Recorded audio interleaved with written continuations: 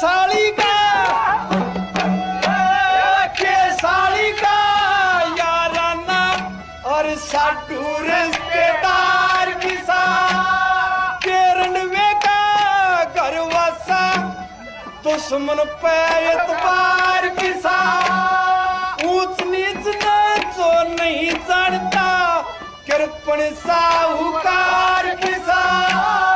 करावीर की गल्या आया दादा का हकदार